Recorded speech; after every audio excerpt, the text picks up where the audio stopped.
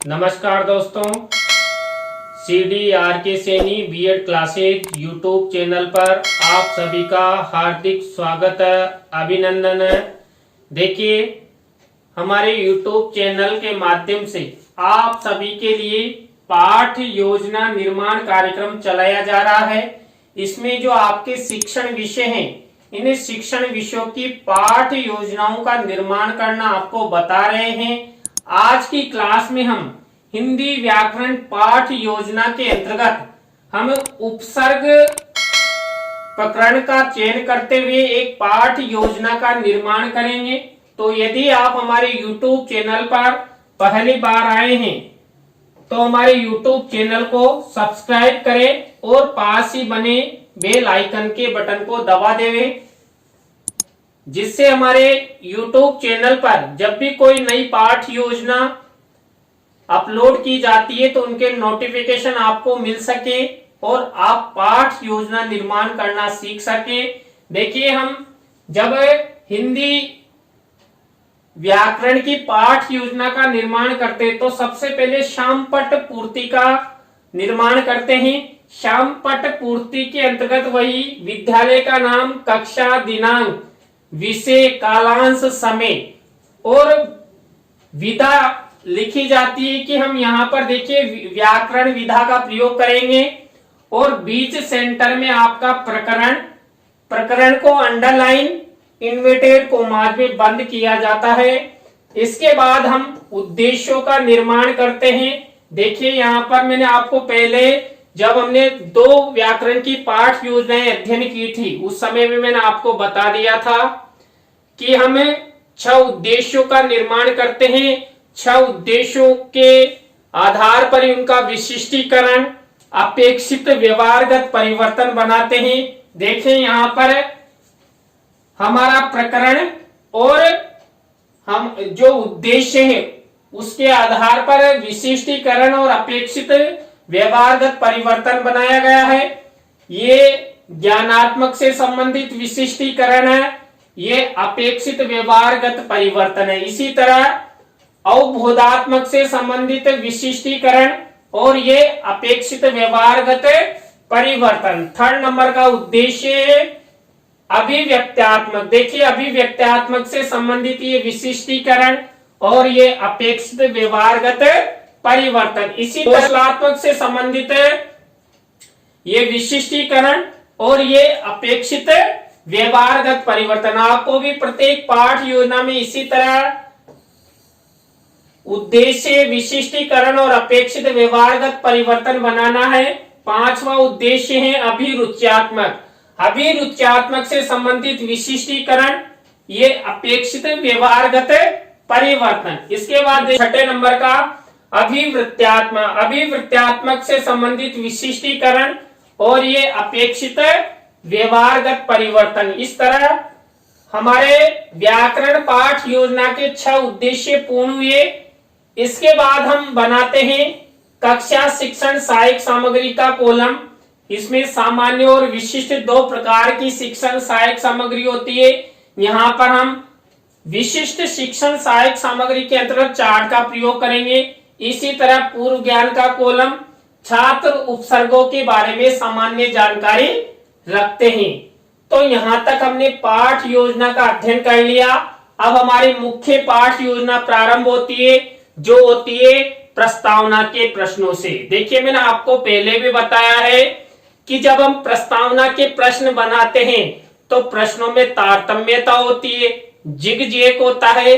छात्रों को जो प्रश्न वितरण किए जाते हैं और छात्रों से प्रत्युत्तर प्राप्त होते, उन्हीं प्रत्युत्तर से ही हमें अगला प्रश्न बनाते हैं।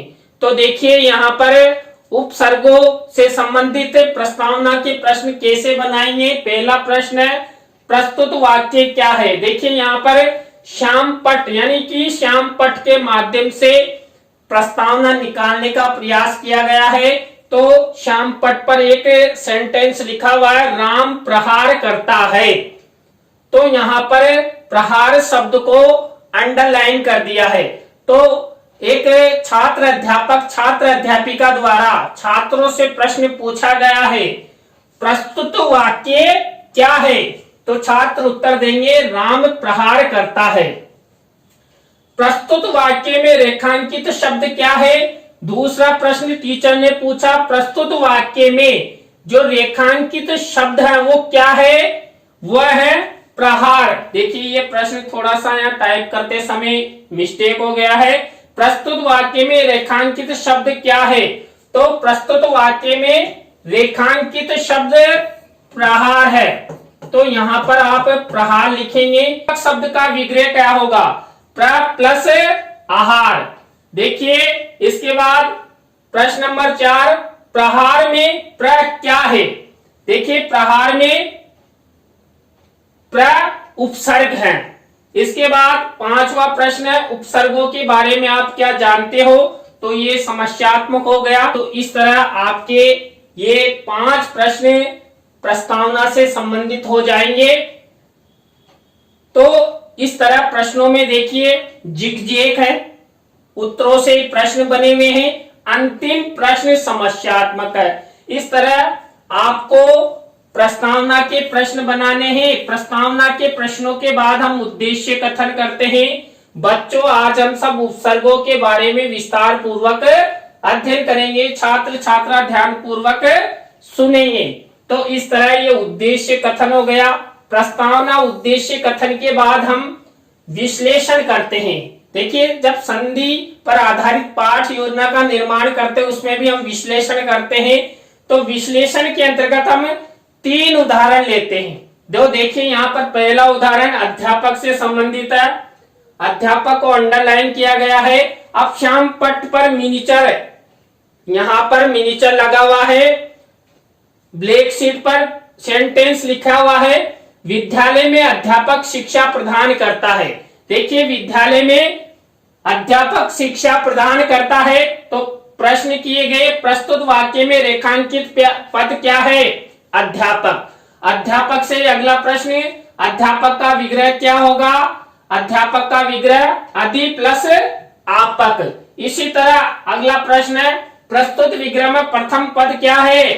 प्रथम पद अधि, द्वितीय पद आपक।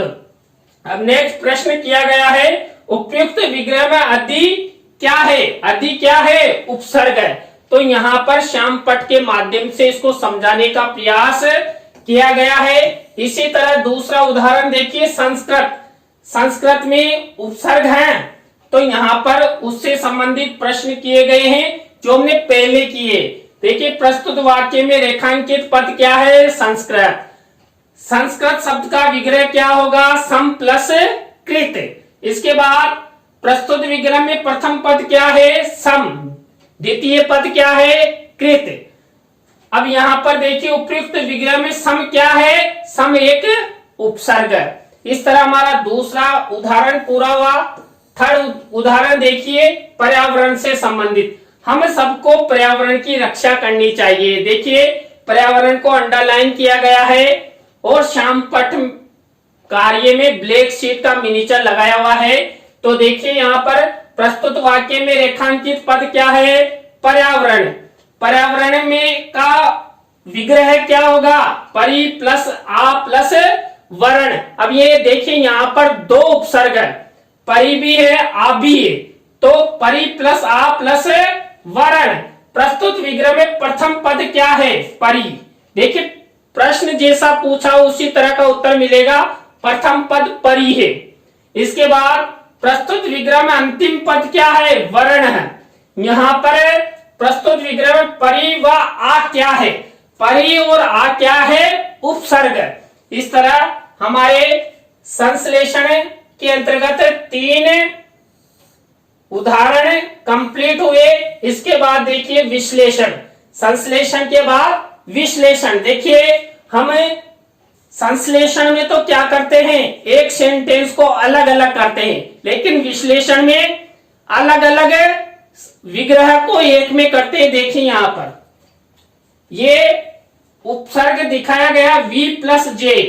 देखिए हमारा अगला पहला उदाहरण वही V प्लस जे है। तो V प्लस जे को यहाँ पर श्याम पट्ट पर लिखा गया है। तो यहाँ पर प्रश्न किए गए, प्रस्तुत विग्रह क्या है? V प्लस जे। प्रस्तुत विग्रह में प्रथम पद क्या है? वी। द्वितीय पद क्या है? जे। प्रस्तुत विग्रह में वी क्या है? वी उपसर्ग है। विग्रह के प्रथम पद वी एवं अंतिम पद जे को मिलाने पर क्या बनेगा? विजे। तो इस तरह जो विग्रह है उसको एक यहां पर किया गया है। तो संश्लेषण विश्लेषण, विश्लेषण में पहला उदाहरण हो चुका है। दूसरा उदाहरण देखिए, उपयुक्त। उपयुक्त उप प्लस युक्त। देखिए यहां पर उपयुक्त दिखाया गया है, तो श्याम पट के मिनीचर में लिखा उप प्लस युक्त। अब वही प्रश्न पूछे जाएंगे, प्रस्तुत विग्रह क्या है? प्रस्तुत विग्रह उप प्लस युक्त। प्रथम पद क्या है? उप। अंतिम पद क्या है? युक्त। अब इन दोनों को मिला देंगे तो क्या बनेगा? उपयुक्त। देखिए उप यहां पर उपसर्ग। इस तरह दूसरा उदाहरण हुआ। थर्ड उदाहरण देखिए, थर्ड उदाहरण है हमारा अनु प्लस करण। अनु प्लस करण।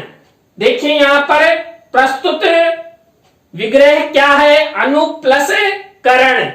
अनु क्या है? उपसर्ग, प्रथम पद है। अंतिम पद क्या है? करण। अनु और करण को मिलाने पर क्या बनेगा? अनुकरण। अनुकरण ये क्या है? अनु उपसर्ग। इस तरह हमने 3 उदाहरण विश्लेषण के तहत अध्ययन किए।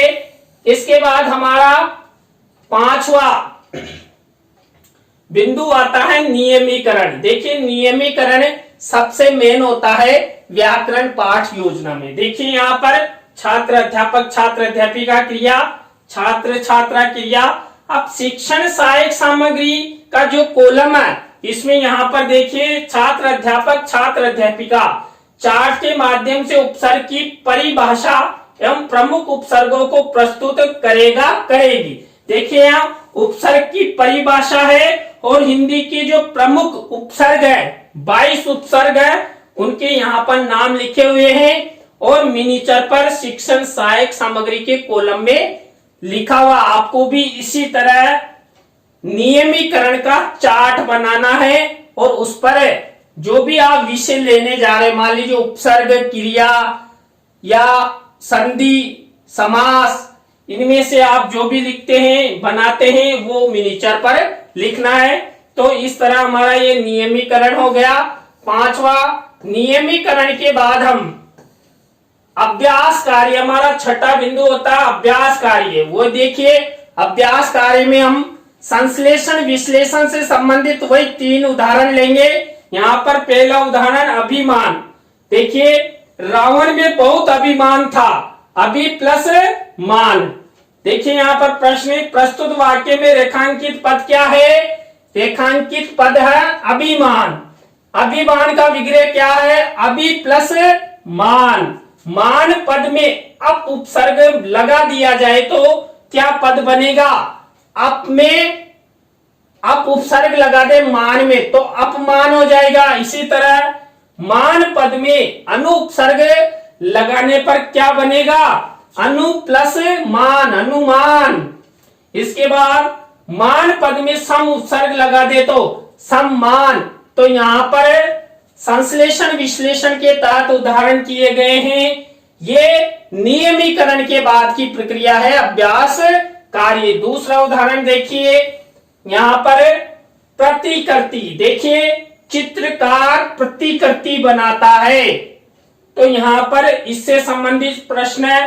प्रस्तुत वाक्य में रेखांकित पद क्या है? प्रतिकृति। प्रतिकृति का विग्रह क्या होगा? प्रति प्लस कृति। दिन पद में प्रति उपसर्ग लगा दे। देखिए दिन पद है, इसमें प्रति उपसर्ग लगा दे तो क्या बनेगा? प्रतिदिन। इसी तरह योगिता पद में प्रति उपसर्ग लगा दिया जाए तो क्या बनेगा? प्रति प्लस योगिता, प्रतियोगिता। इसी तरह क्रिया पद में प्रति उपसर्ग लगा दे तो क्या बनेगा? प्रति प्लस क्रिया, प्रतिक्रिया। ये हमारा दूसरा उदाहरण हुआ। थर्ड उदाहरण देखिए, उप प्लस कार। देखिए ये विश्लेषण से संबंधित है। प्रस्तुत विग्रह में क्या है? उप प्लस कार। उपकार को मिलाने पर क्या बनेगा? उपकार। इसी तरह उप प्लस हार को मिलाने पर क्या बनेगा? उप प्लस आर को मिलाने पर उपहार, उप प्लस द्रव को मिलाने पर क्या बनेगा, उपद्रव। इसी तरह उप प्लस मां को मिलाने पर क्या बनेगा, उपमा। देखिए यहाँ सब में उपसर्ग का प्रयोग किया गया है क्योंकि हमारा प्रकरण ही उपसर्ग है, तो ऐसे शब्द, ऐसे उदाहरण लिए जाते हैं। ये हुई हमारा अभ्यास कार्य। अभ्यास कार्य के बाद हम वही मूल्यांकन प्रश्न, वही 6 प्रश्न लेते हैं। 3 प्रकार के प्रश्न होते हैं। देखिए 2 प्रश्न तो सही विकल्प से संबंधित है, 2 प्रश्न रिक्ति स्थानों से संबंधित है, 2 प्रश्न एक पंक्ति से संबंधित है। इस तरह आपको ब्लैक शीट पर सिल्वर कलर के पेन से ये मूल्यांकन प्रश्न बनाने हैं। तो यहाँ पर देख लीजिए यही फॉर्मेट रहेगा। इसी तरह आपको पाठ योजना का निर्माण करना है, मूल्यांकन के प्रश्न करने हैं और अंतिम सोपान है गृह कार्य। देखिए गृह कार्य का यही फॉर्मेट है और यहाँ पर निबंधात्मक प्रश्न किया गया है।